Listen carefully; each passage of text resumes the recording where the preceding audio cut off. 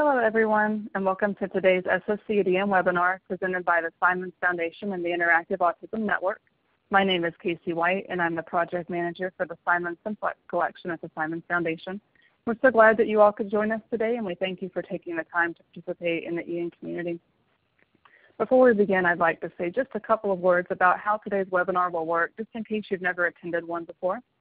Today's presentation will be shown in a window on your computer. The sound will come through your computer speakers. We are recording the webinar. We'll post it to the EN website online so that you can view it at a later date or send it to others who may be interested. And it will take us about 2 weeks to do this, but it will appear on the website as soon as we have it edited and ready. Please be aware that in order to minimize disruptions, all audio except the presenters will be muted for the duration of the webinar. If you speak, we will not be able to hear you. However, you can use the chat box at the left of your screen to ask questions, either technical or for the presenter. Only the leaders of the webinar will be able to read anything you put in the chat box.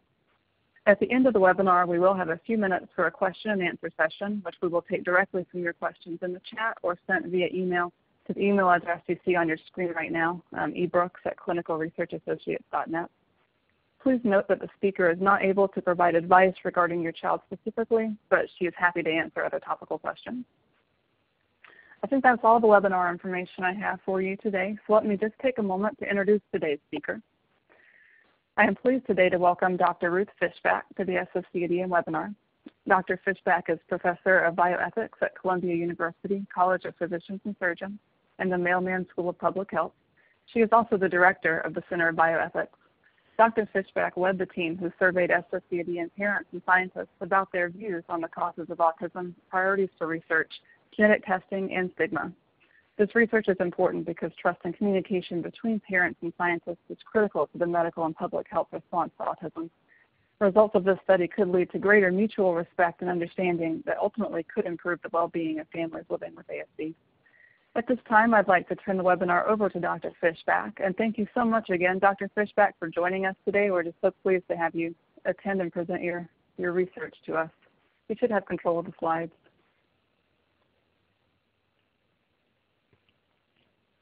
Hello, and thank you for watching and participating in this webinar presentation entitled, Do Parents and Scientists Have Similar Beliefs and Attitudes About Autism Spectrum Disorder?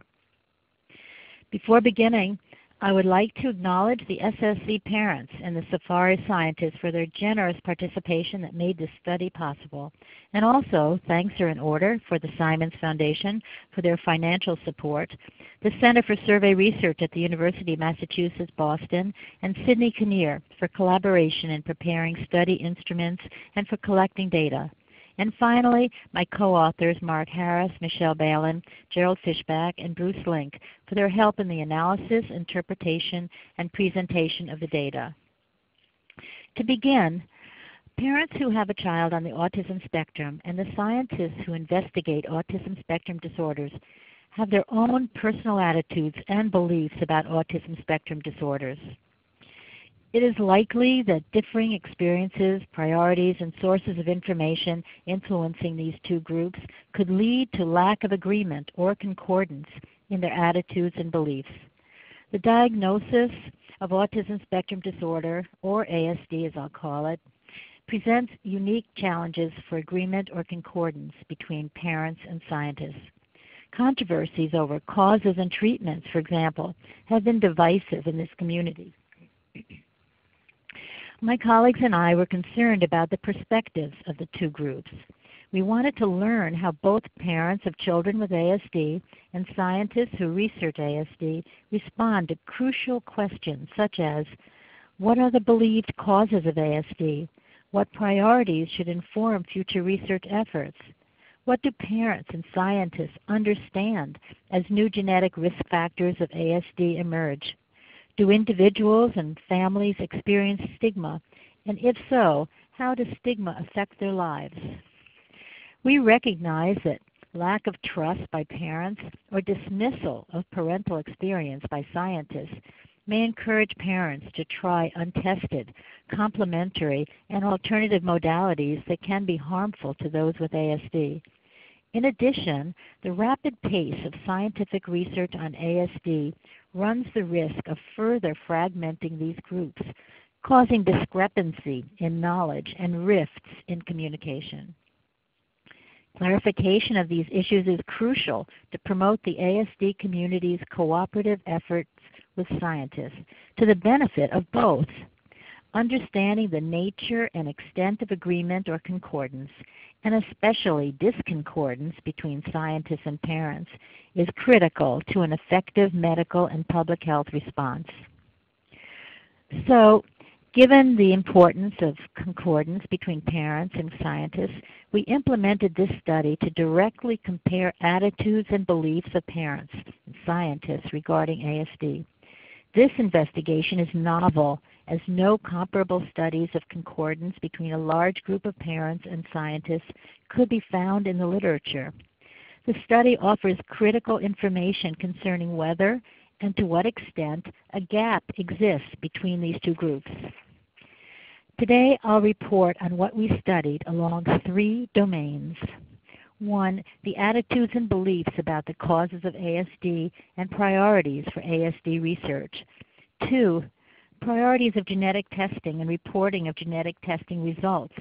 And 3. The perceived stigma experienced by parents and their children who have ASD.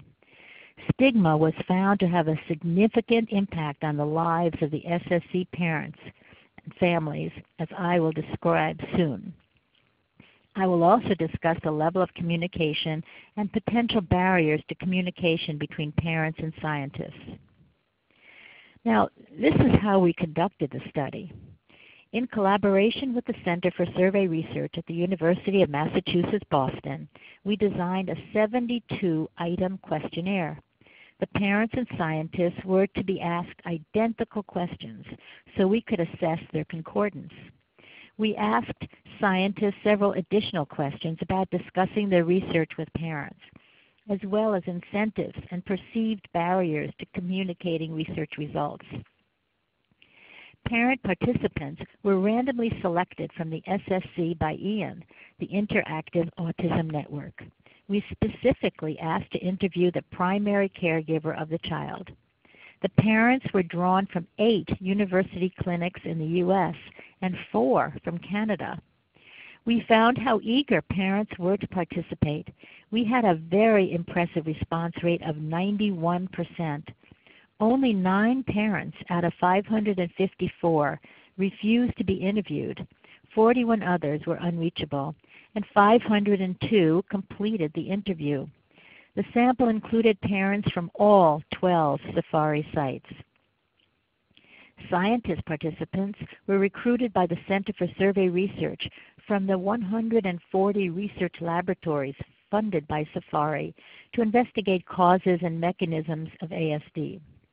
Principal investigators, as opposed to junior scientists, were intentionally oversampled to ensure that we included in the sample scientists with significant ASD research experience. Here, too, we found an eagerness to participate. Out of 75 eligible, 16 couldn't be located and only 1 refused. So 60 scientists completed the interview, which was our goal, resulting in a very impressive response rate of 80%. Now, let me tell you about the parent sample. Of the 502 parents of children with ASDs, most were mothers, in fact 95%. 82% were white, 71 were highly educated with at least a college degree, and they were living with a spouse or partner, 92% of them. Their ages ranged from 27 to 63, with an average age of 43. Regarding their children on the autism spectrum, as our data collection took place in 2012, which was prior to the publication of DSM-5, parents gave the DSM-4 diagnoses of their child. 262 parents, or 53%, said their child was diagnosed with autism. 137, or 28%, said their child was diagnosed with PDD-NOS. 86, or 18%, were diagnosed with Asperger's, and 17, or 3% others we could not classify. Of the 60 scientist participants, 63% were male, 71% were white, and 50% were scientists who had been working in the field of autism research for more than 5 years. We made sure that we included enough principal investigators so that our sample would have scientists with significant ASD research experience. These principal investigators made up 37% of the sample. Notably, 43% of the scientists said they had contact with individuals with ASD because of their work. 43% said they also had some contact outside of work. And 13% said they had a family member with ASD. Scientists were involved in many aspects of autism research. 36% were working on gene discovery, 33% on molecular and cellular mechanisms, 17% on cognition and behavior, and 14% were researching neural circuits and systems neuroscience. Now, let me tell you about the results of the interviews. The first topic we investigated was their beliefs about the causes of ASD. Now, parents and scientists we found differed on what is most likely the major cause of autism. These differences were statistically significant as measured by chi-square tests. Genetics was considered the major cause of autism by 95% of scientists, but only 55% of parents. A significant percentage of parents, that is 14%, believed vaccines were the most likely cause of autism, whereas no scientist reported vaccines as the major cause. Several parents and scientists mentioned toxic exposures. There were small numbers of parents, 2% or fewer, who reported what they believed were other major causes of autism, including prenatal and gestational events, interaction of the environment with genetics, immune systems, medicines the mother may have taken while pregnant or the child had taken when young. Others said prematurity or the child's diet. None of the scientists cited any of these believed causes.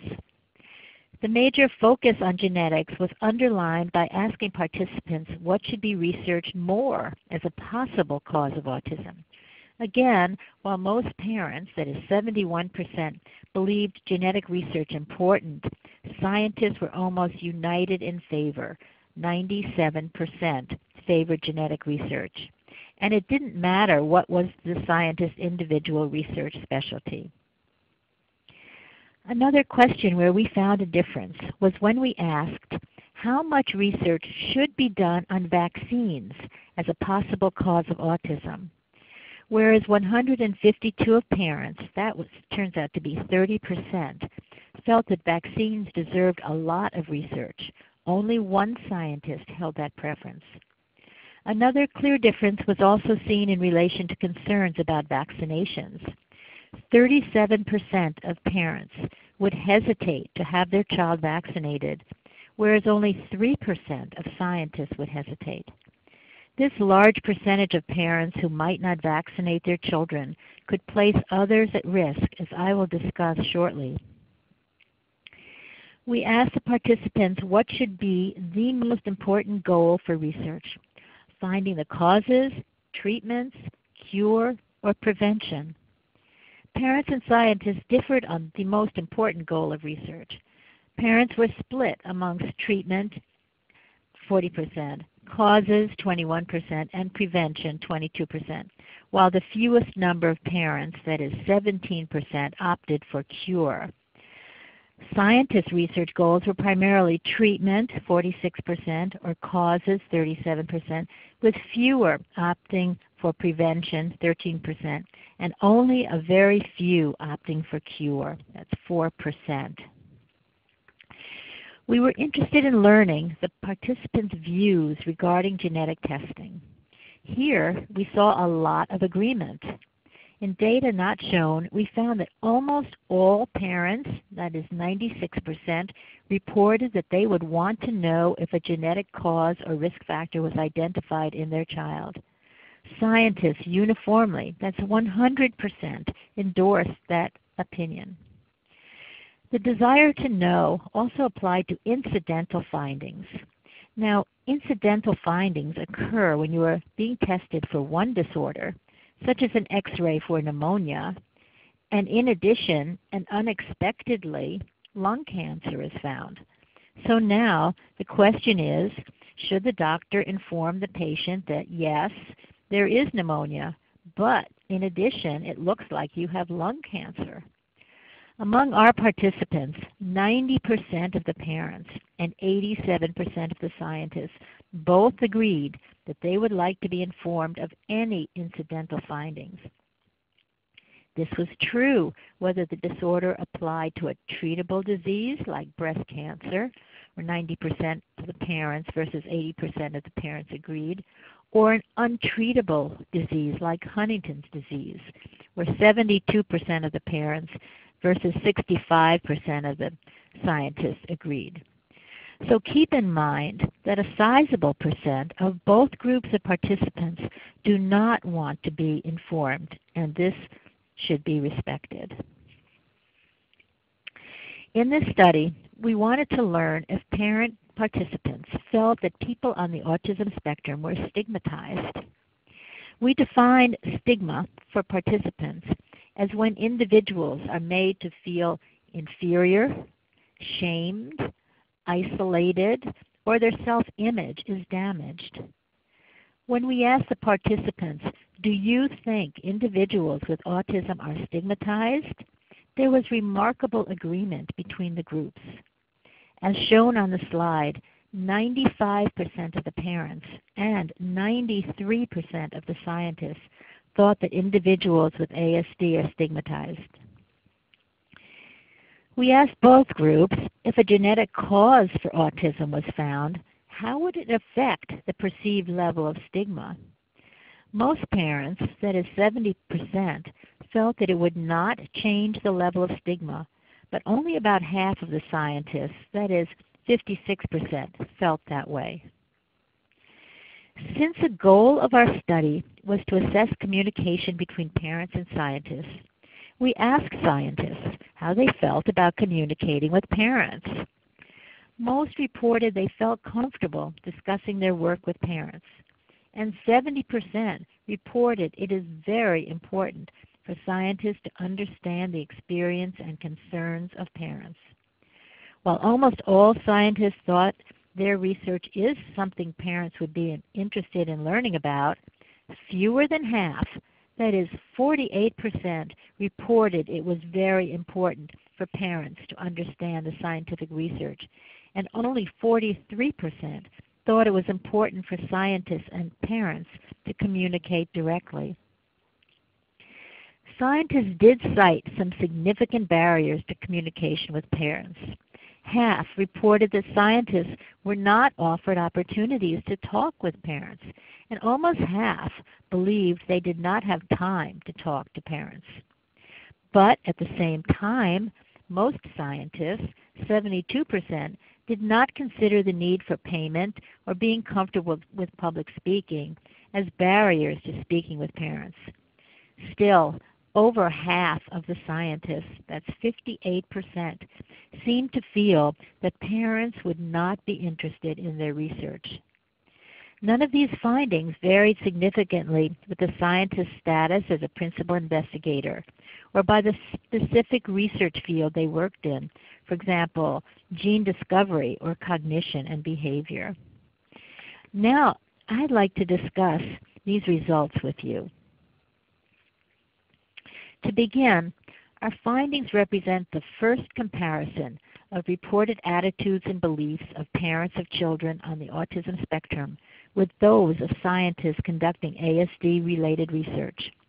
While our results identify important areas in which lack of concordance exists, for example, their beliefs about the perceived causes of autism, we also found topics where the two groups were in close agreement, such as wanting the results of genetic testing and the perceived level of stigma.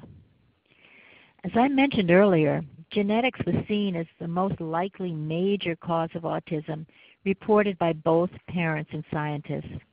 However, while 95% of scientists cited genetics, only 55% of parents ranked genetic factors as the major cause of autism. 14% of parents ranked vaccines as the second most likely major cause of autism, whereas not one scientist cited vaccines as a cause. This trend has been found in other studies with parents, where genetics and vaccines were most commonly cited.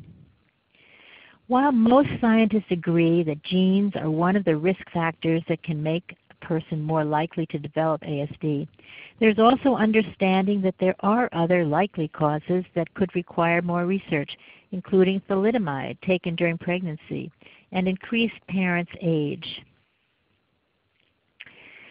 We found that a significant number of parents, that is 37%, report that they would hesitate to vaccinate their children. The pervasive belief that vaccines cause autism was influenced by Andrew Wakefield and his colleagues, who published a paper in England in 1998 that mentioned a connection between the measles vaccine and autism. That paper has been shown to contain false data, and it is now retracted from the prestigious Lancet journal. And Wakefield himself has lost his license to practice medicine in England. But the media and celebrity spokespeople subsequently have bolstered such a view despite evidence to the contrary. We are now seeing the impact of those who are not vaccinated. Measles was declared eliminated in the United States in the year 2000. But last year, the CDC received reports of a record number of cases, 644 people in 27 states. And as of Monday of this week, January 23rd, an ongoing outbreak that started in December at Disneyland in California has grown to at least 154 cases in 17 states. The amusement park is a popular destination for international travelers, including those from countries where measles is still common. Though the United States has an excellent vaccination program, a disease can spread when it reaches a community in the U.S. where groups of people are unvaccinated. So there is no herd immunity, according to the CDC. Now, herd immunity is when most people in the community, like a herd of cattle, are protected, so the few who are unprotected have little chance of developing the disease. An unwillingness to vaccinate is now recognized as a public health problem. It is found that 85% of those who are unvaccinated have chosen not to be vaccinated for religious, philosophical, or personal reasons. The conflicting stances on causes of ASD could have profound effects on parents' interactions with scientists and medical professionals. Research suggests that a parent's belief about causes can be influenced by the relative timing of the diagnosis. So, symptoms that occur in older children, especially following shortly after a vaccination, are more likely to be attributed to the vaccination as the cause of autism because of its temporal relationship. Symptoms that occur shortly after birth are less likely to be attributed to vaccines. This perception can in turn also lead to less parental confidence in a physician's abilities and an increased likelihood that a parent will pursue alternative medicines. We learned what parents and scientists thought should be the most important goal of research. Both groups shared their preference that the most important goal of autism research should be finding an effective treatment, and the least important goal should be finding a cure for ASD. It is not surprising that finding a cure for autism is not a popular goal, since for many in the autism community who are members of various disability rights organizations, autism is viewed as an aspect of diversity or a way of life rather than as a disease. This view of autism prefers acceptance over the search for a cure. Determining the genetic basis of ASD is an important research effort, and parents and scientists both showed strong agreement regarding the role of genetic testing in research settings. The preference for wanting to know if a genetic cause was identified in their child, even if they were personally responsible for the genetic mutation, was almost universal within the two groups. We found that more than 2/3 of our participants increasingly concerned about passing autism on to future generations. Furthermore, both parents and scientists reported that they would want to know the results of incidental findings, regardless of whether the results were associated with treatable or untreatable diseases. This agreement is notable as traditionally scientists and physicians have been reluctant to provide results of genetic testing. They fear disclosure of the results might cause undue stress, misinterpretation of the significance of uncertain or unknown findings, and inappropriate and irreversible proactive measures. The research data, however, do not support these concerns. Parents seem to understand and react appropriately to genetic testing results, especially those of uncertain significance. Research has found that most people look favorably upon genetic information as it helps them to be prepared for the future. Our documented agreement between parents and scientists is another example of the paradigm shift in preferences for disclosure of genetic information. As new genetic tests are adopted and costs for testing are lowered, such tests will become the standard of care. The role of genetic counselors, research scientists, and clinicians will be even more crucial. Concerns about privacy and confidentiality of genetic information will require careful counseling and management. Both parents and scientists will require increased understanding of the power and the limitations of genetic testing. Now let me discuss our findings related to stigma. First, that 95% of parents and 93% of scientists believe that individuals with autism are stigmatized, we think is significant. The experience of stigma can be extremely damaging to the personal identity and well-being of the individual with an ASD, and by extension, his or her family. Irving Goffman, a famous sociologist, defined the concept of stigma 50 years ago. He presented the idea that families with children with an ASD will be subject to the same spoiled social identity as the children themselves. More recently, researchers such as Bruce Link, who is one of the authors of this study, and Joe Phelan have extended Goffman's model. They describe how stigma develops and progresses through stages. The process starts with labeling the child's autistic behaviors and extends to stereotyping and rejection, progressing to separation, status loss, and exclusion, and ultimately to discrimination. In our study, the SSC parents candidly reported on the impact that ASD and stigma had on their children and on their family. 56% had to cut back on work hours because of ASD and had their salaries reduced.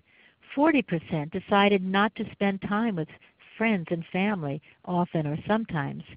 31% felt excluded often or sometimes.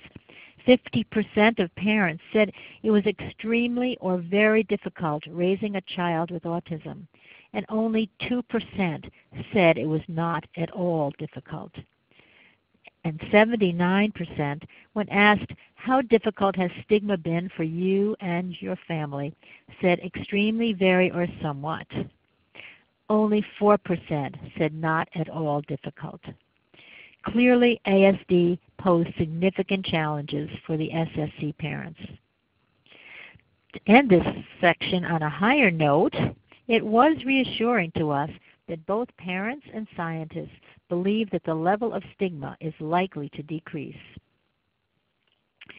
Finally, I'd like to discuss parent-scientist communication.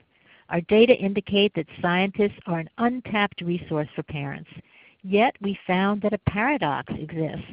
Many scientists reported their willingness and ability to share scientific findings with parents and to learn about parents' experiences with ASD. Yet, Scientists also report that it is not very important for parents to understand scientific research or for scientists to communicate directly with parents. We believe that scientists should be encouraged to communicate their research findings more readily, using clear language at a level that parents can understand. There were reported barriers, but they seem surmountable. Facilitating opportunities for candid discussion about experiences and goals will improve mutual understanding and connections between these two groups, especially in light of the media not explaining research findings very well. Through better communication, scientists can become a visible and valuable resource for parents, since some studies have reported that scientists are not always found to be useful in educating parents. Better cooperation between parents, scientists, and clinicians should improve medical practice, patient education, and ultimately the health of children with ASD. Well, here are some important next steps that we propose based on what the parents and scientists told us. As I mentioned, 502 parents came from 34 states and 3 Canadian provinces. Yet, they were found to be quite similar. They were predominantly white, highly educated, and their children with ASD had a higher average IQ than the general population of children with ASD. So, we suggest a study with a more demographically diverse sample of parents. We would also like to see how clinicians and other healthcare professionals feel about these issues. Lastly, the children of the SSC were between the ages of 4 and 16 when the study began in 2007. Now, 8 years later, many are young adults between 16 and 24. It would be really interesting to find out from this group how stigma may still be affecting them. Listeners to this webinar may question whether there may be bias in the responses of the scientists who so strongly favor genetic research, since they are all funded by Safari. But we do not think that this is likely to be significant. There was great diversity represented in the varied areas of main research focus, the years they worked in the field, the principal investigator status and academic rank, as well as the personal contact and experience with individuals with ASD. Nonetheless, we recommend future studies that should include physicians and other healthcare professionals. In conclusion, we explored the attitudes and beliefs of parents of children with ASD and scientists conducting ASD research. Response rates were high, suggesting parents and scientists are eager to discuss these topics. While research demonstrated significant disagreement between parents and scientists regarding their beliefs about the causes of ASD, the use of vaccines, and research priorities, at the same time, participants agreed on preferences for disclosure of genetic test results. There was also notable agreement on the extent of perceived stigma. Parents told us about the impact that stigma had on their children and their families. It is important to address these areas moving forward. While there is interest of scientists to discuss their work with parents and few barriers to communication, many scientists reported it is not very important for parents to understand scientific research, or for scientists to communicate directly with parents. We believe that scientists are an untapped resource, and more opportunities should be found that provide the chance for scientists to interact with parents and communicate their findings. Better cooperation and communication between parents and scientists should improve medical practice, mutual understanding, and ultimately the health and well-being of children with ASD and their families. Thank you very much for your attention. Thanks so much, Ruth, for presenting your results in your study to us. It's really interesting information that you've been able to gather from the parents and the scientists. It's great to see the comparison between the two. As you mentioned, there's not much research about this, so it's really great to see. We do have some questions that have been coming in from our audience, both in the chat and in email. And those of you still listening, if you have questions for Ruth, please feel free to submit them in the chat. We do have about 10 minutes, and I'll try and get through as many of these as I can. So Ruth, for the first question, you mentioned towards the end of your talk that it would be interesting to survey the individuals with ASD from the SSC who are now young adults. Are there any studies at all that have gathered similar data from individuals with ASD themselves about stigma or the topics you discussed today? Well, it's interesting that this was a question because, in fact, there are very few that we could find that actually involved the people on the spectrum. And I can tell you that when we were planning our study, we had a great deal of difficulty getting IRB approval to include young adults in focus groups. It took us months to be able to get approval for that, and as it turned out, the young adults were spectacular, and we learned so much. So I think IRBs have to accept the fact that there are many people on this spectrum who really do want to share their experiences and the difficulties that they may be having. Most studies that you find in the literature are of two kinds. One, they may be small case reports or qualitative studies of parents, and the other is large population studies of people who are not on the spectrum who can talk about autism but may not have firsthand knowledge. So I think there is much research that needs to be done, and I hope it will be done, and I hope we'll see more studies that do include people who are on the spectrum. Definitely. And just for those of our audience who may not be as familiar with research, just to clarify, the IRB stands for the Institutional Review Board, which is present at all universities. That reviews our research, any proposed research that's done with human subjects, has to go through a review board process and approval before it can be released to to participants as an actual study. If you Google Institutional Review Board, you can find a lot of information on that. But that's just sort of a brief introduction to that topic. So the next question, Ruth. What do you think can be done to reduce the stigma associated with autism and help ensure fair treatment of individuals with ASD? Do you have any thoughts on that? Oh yes, I have a lot of thoughts on that because so much of our project was devoted to that topic. But the answer really is education. Education, education, education. We found, in fact, that our parents some of them were really very proactive, and they had a lot of moral courage. They were able to confront people who were taunting them or abusing them in some way with harmful words, or they're describing their children with harmful words. They would hand out pamphlets. They would hand out cards. They would confront people and say, you need to understand what autism is and that my child can't help the way he or she is behaving. It's a brain disorder, and we need understanding from the public. The media, I don't believe, has been extremely helpful in promoting education. Yes, there are some programs where people on the spectrum are shown. I can tell you about Parenthood, where Max, a young boy, seems to have Asperger's disorder or is high functioning. But we don't see the lower end of the spectrum. We don't really get to understand the challenges that parents have to take on with a child on the spectrum. And that's very, very important. We have to understand more about the causes of autism, and hopefully we'll be able to learn about some treatments that are reliable and that are scientifically sound. But education is really the key that I feel to answer your question. Great. Yeah, that's great. Thank you.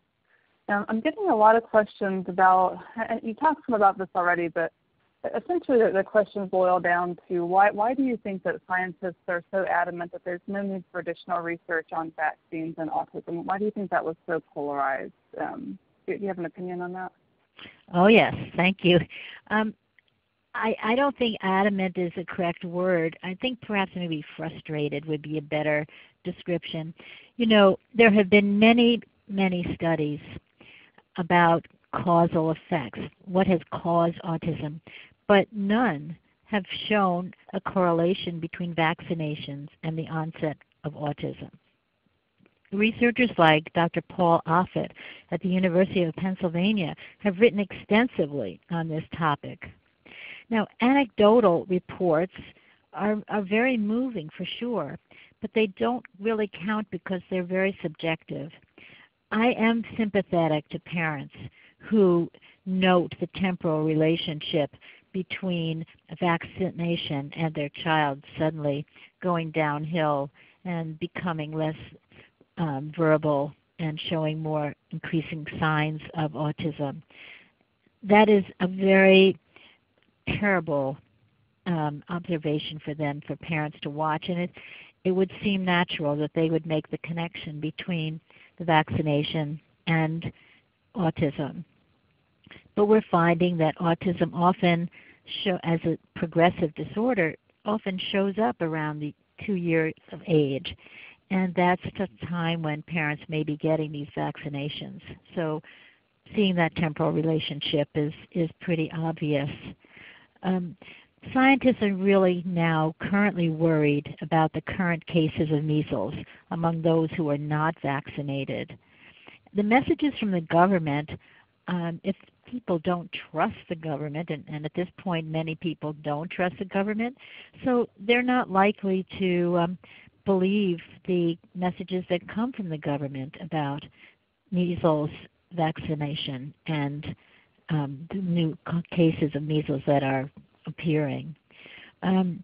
So scientists are upset by Dr. Wakefield and the fraud that he promoted, some of the celebrities who are promoting vaccine theories.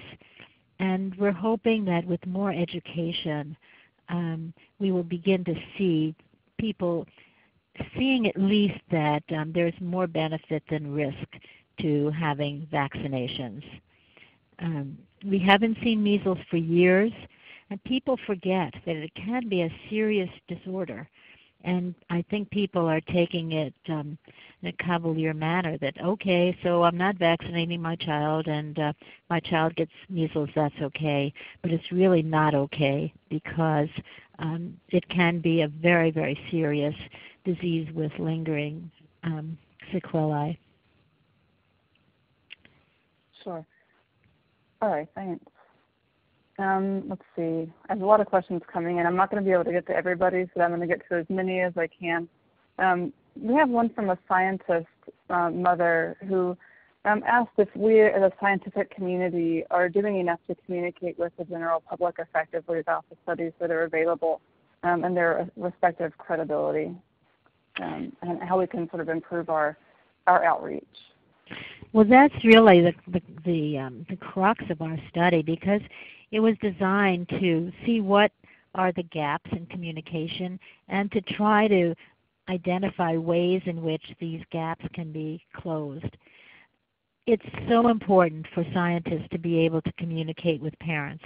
We showed that there are certain barriers, some of which we thought were trivial, like they really don't expect to be paid for speaking with parents.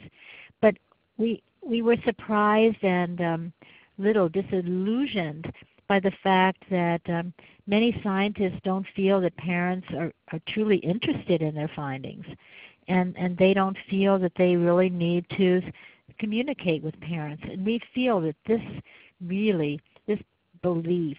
beliefs should be overcome. It is crucial for scientists and parents to communicate, because by not communicating, you run the risk of misunderstandings and mistrust. And what you want to be doing is improving trust between scientists and parents. Scientists have to understand what the parents' concerns are and what their knowledge preferences are, and parents need to communicate with scientists to tell them that they don't understand the high level of the writing.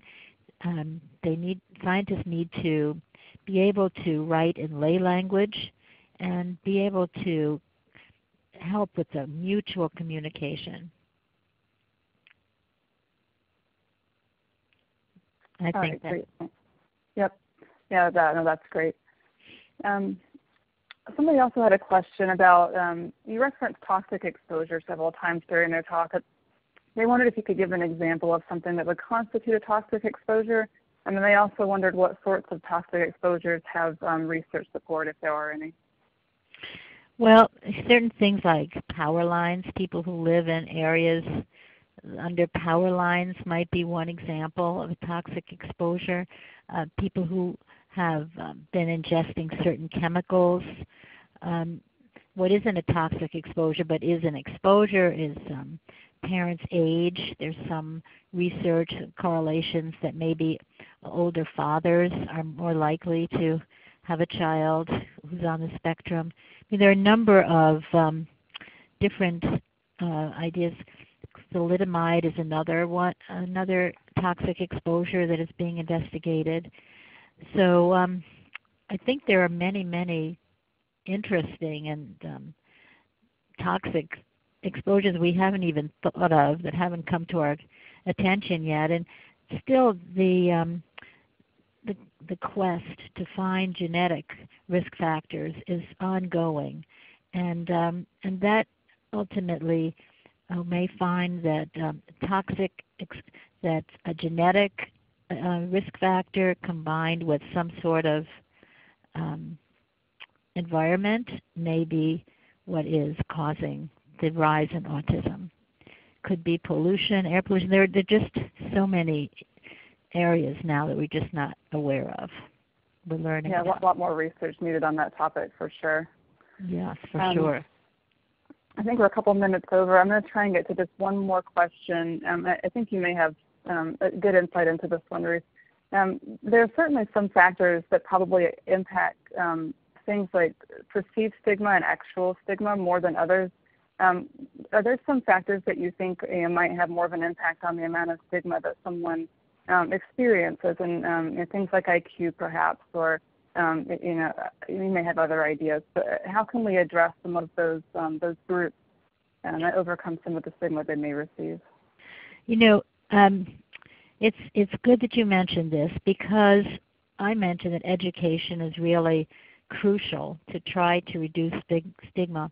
And we found from our research and following Link and Phelan's model that it's the beginning, starting with the autistic behaviors that children exhibit, that begins the sense of stereotypes and isolation, and ultimately leading to stigma and discrimination.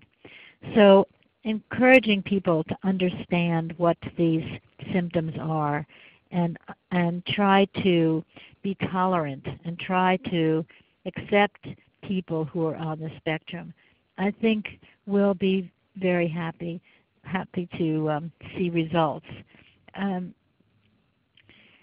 IQ, I think we're seeing that there is a range of IQ people on the spectrum, ranging from people who are seriously impaired, maybe even institutionalized, to those that we consider savants, people high up on the spectrum. And both of these, in some ways, are stigmatized. We are not understanding exactly how this happens.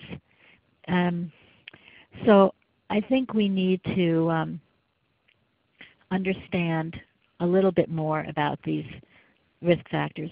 Also keep in mind that one of the interesting things about autism is that children on the spectrum can appear absolutely typical and yet have serious communication difficulties, social difficulties, and intellectual difficulties, even though they appear as though they have no difficulties whatsoever.